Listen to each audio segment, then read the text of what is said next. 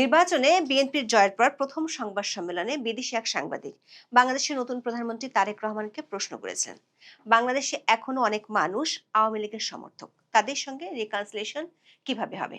তারেক রহমানের উত্তর ছিল আইনের শাসন নিশ্চিত করার মাধ্যমে। 23শে ফেব্রুয়ারি নতুন স্বরাষ্ট্রমন্ত্রী সালাউদ্দিন আহমেদ সাংবাদিকদের বলেছিলেন, নিরীহ মানুষ যাতে ভোগান্তির শিকার না হয় সেজন্য আওয়ামী লীগ সরকার পতনের পর যেসব মামলা হয়েছে সেগুলো পুনরায় যাচাই বাছাই করতে পুলিশকে নির্দেশ দেওয়া হয়েছে। নিরীহ মানুষ যাতে ভোগান্তির শিকার না হন সেজন্য এই সিদ্ধান্ত নেওয়া। কিন্তু ঠিক সেদিনে দেখা গেল তারেক রহমান আর সালাউদ্দিন আহমেদের কথার উল্টো সুর। ইউনূসের অন্তর্বর্তী সরকারের আমলে যেটি হরে দরে হত্যা মামলা বাণিজ্য, তারেক রহমানের আমলে এখন সেটি হয়ে গেছে শোন অ্যারেস্ট বাণিজ্য। অনেক কাঠখড় প্রণের পর আদালত থেকে জামিন মিললেও শেষ পর্যন্ত মিলছে না মুক্তি। এই শোন অ্যারেস্টের মাধ্যমে একদিকে পুলিশ, অন্যদিকে স্থানীয় বিএনপি নেতারা বাণিজ্যে নেমেছেন, এমন অভিযোগ পাওয়া যাচ্ছে দেশের অনেক জায়গা থেকে। বিস্তারিত জানতে চলুন যাওয়া যাক বিশ্লেষণে।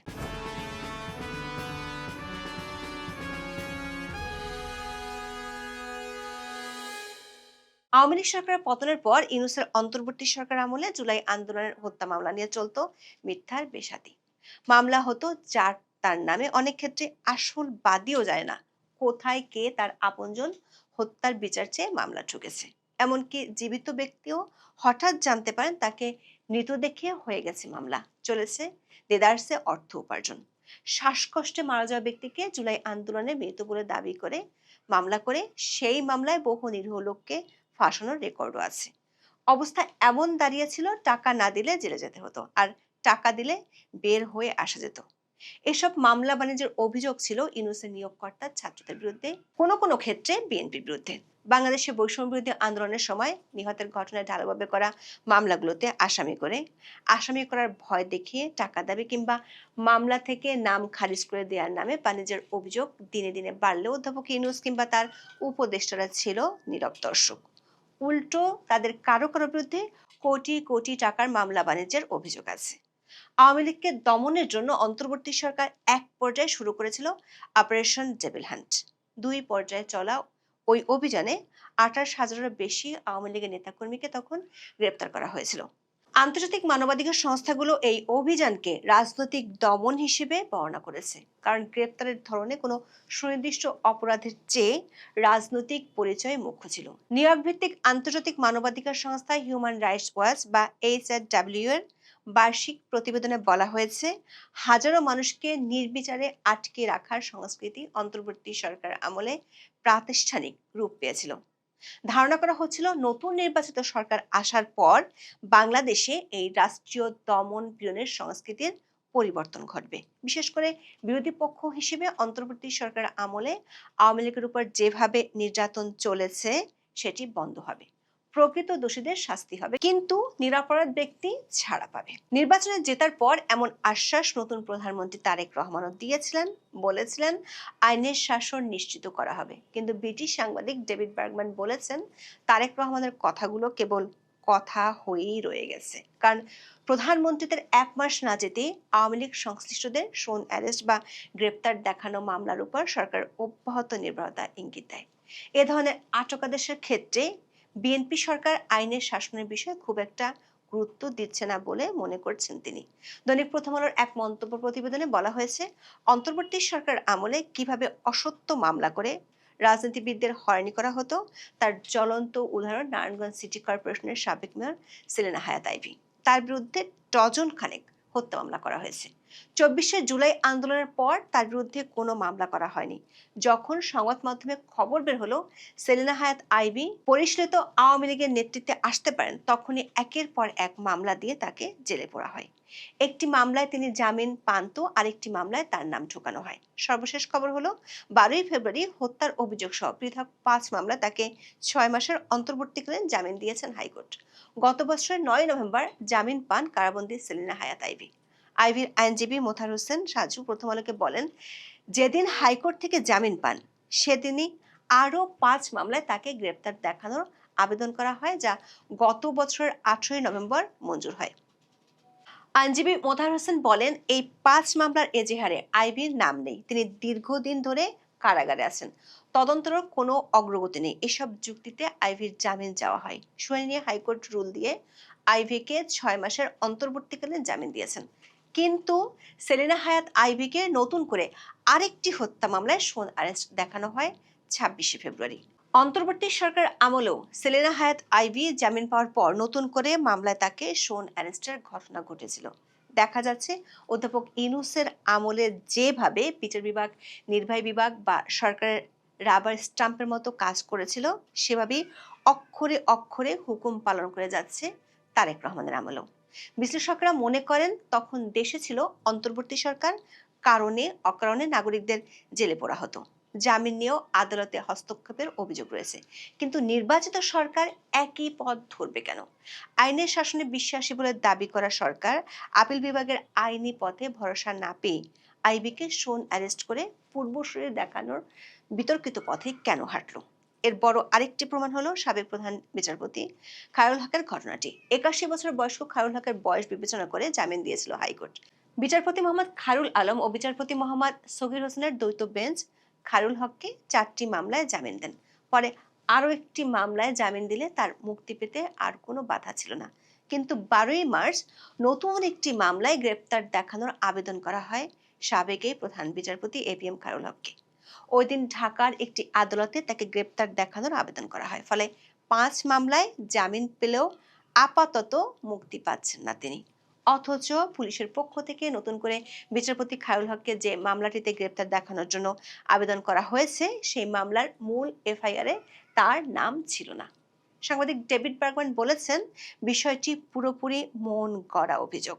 ডেভিড বার্গম্যান বলছেন, কোনো স্থানীয় পুলিশ কর্মকর্তা বা থানার ভারপ্রাপ্ত কর্মকর্তা স্বাধীনভাবে এমন একটি সিদ্ধান্ত নিয়েছেন, এটা বিশ্বাস করা কঠিন। বরং সাবেক এই প্রধান বিচারপতিকে গ্রেপ্তার দেখানোর সিদ্ধান্তটি রাজনৈতিক বা আমলাতান্ত্রিক স্তর থেকে আসারই সবচেয়ে বেশি সম্ভাবনা রয়েছে।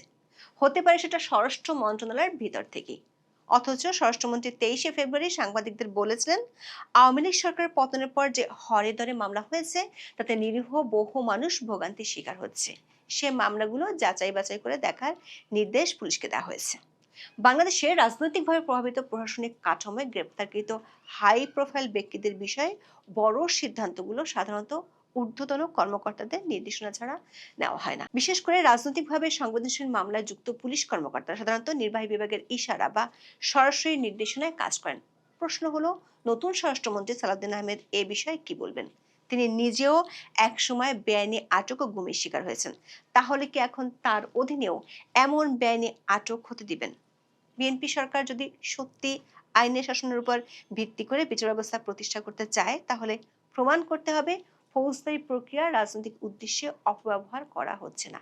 কিন্তু পুলিশের এমন উদ্যোগের বিষয়ে স্বরাষ্ট্র মন্ত্রণালয়ের নীরবতা ঠিক উল্টো বার্তাই দেয়। বিএনপি ক্ষমতায় আসার পর রাজশাহী রেঞ্জ ডিআইজি মোহাম্মদ শাহজাহানের একটি চিঠি সামাজিক মাধ্যমে বেশ ভাইরাল হয়। আইভীর সর্বশেষ জামিনের বিরুদ্ধে পরবর্তী পদক্ষেপ নিতে অ্যাটর্নি জেনারেলের কার্যালয়ে নোট দেওয়া হয়েছে বলে যেদিন deputy attorney general Mohammad Ashikuzzaman Nazrul জানিয়েছিলেন, সেদিনই তার অধস্তনদের উদ্দেশ্যে লেখা রাজশাহী রেঞ্জ ডিআইজি মোহাম্মদ শাহজাহানের এই চিঠিটি সামাজিক মাধ্যমে ছড়িয়ে পড়েছিল। সেই চিঠিতে তিনি কার্যক্রম নিষিদ্ধ সংগঠনের যেসব নেতাকর্মী জামিনে মুক্তির পর দলকে শক্তিশালী, সংগঠিতকরণ এবং মাঠ পর্যায়ে তৎপরতা প্রদর্শন করতে সক্ষম, তাদের জামিন হওয়ার পর অন্য মামলায় গ্রেপ্তার দেখানোর জন্য নির্দেশনা জারি করেন। তবে ওই ডিআইজি চিঠির বিষয়টি স্বীকার করলেও এর উদ্দেশ্য আওয়ামী লীগ নয় এমন দাবি করেন সংবাদ মাধ্যমগুলোর কাছে। কিন্তু সেই দাবি যে সত্যি নয়, তা এরই মধ্যে প্রমাণ হয়ে গেছে। শুধু সেলিনা হায়াৎ আইভী নন, জাতীয়ভাবে ন্যূনতম পরিচিত কোনো আওয়ামী লীগ নেতাই এখনো পর্যন্ত জামিন পাননি। তাদের মধ্যে বহুজন আছেন যারা আইভীর মতোই বিনা বিচারে মাসের পর মাস কারাগারে। আওয়ামী লীগের সঙ্গে জোটে থাকা দলগুলোর অনেক নেতাকে একই ভাগ্য বরণ করতে হচ্ছে। এমনকি কোনো দল না করে আওয়ামী লীগকে সমর্থনের জন্য অনেক লেখক, সাংবাদিক ও সংস্কৃতি কর্মীকে ঢালাও হত্যা মামলার শিকার হয়ে ১.৫ বছর ধরে জেলে আছেন। তাদের অনেককে জামিন আবেদনের শুনানির সুযোগও পাচ্ছেন না। ইতিমধ্যে জামিনের ন্যায্য অধিকার থেকে বঞ্চিত হয়ে আওয়ামী লীগের অনেক নেতা কর্মী কারা হেফাজতেই প্রাণ হারিয়েছেন। এ নিয়ে দেশে বিদেশে সমালোচনা হচ্ছে। শুধু গত ফেব্রুয়ারি মাসে হেফাজতে থাকা অবস্থায় মোট ১৩ জন বন্দীর মৃত্যু হয়েছে, যেখানে ৫ হাজতি আওয়ামী লীগের নেতাকর্মী ছিলেন। মানবাধিকার সংগঠন মানবাধিকার সংস্কৃতি ফাউন্ডেশন বা MSF গত ১ মার্চ এ তথ্য দিয়েছে। দর্শক, দেশ জুড়ে এখন পুলিশের গ্রেপ্তার বাণিজ্যের নতুন আতঙ্কের নাম সোন অ্যারেস্ট। ২৮শে ফেব্রুয়ারি দৈনিক দেশ রূপান্তরে প্রকাশিত এক প্রতিবেদনে বলা হয়েছে, শেখ হাসিনার সরকার পতনের পর মানিকগঞ্জের সিংগাইরে আওয়ামী লীগ ও তার অঙ্গ সংগঠনের নেতাকর্মীরা আত্মগোপনে চলে যায়। তৃণমূল পর্যায়ের নেতাকর্মী ও সমর্থন করা এলাকায় অবস্থান করে থানা পুলিশের হাতে গ্রেপ্তারের শিকার হয়েছেন তারা। থানায় রেকর্ড হয় একাধিক মামলাকে পুঁজি করে পুলিশ হাতিয়ে নিচ্ছে মোটা অঙ্কের টাকা। রিপোর্টটিতে ভুক্তভোগী কার কার কাছ থেকে কত টাকা পুলিশ হাতিয়ে নিয়েছে সেটির খতিয়ানও তুলে ধরা হয়েছে।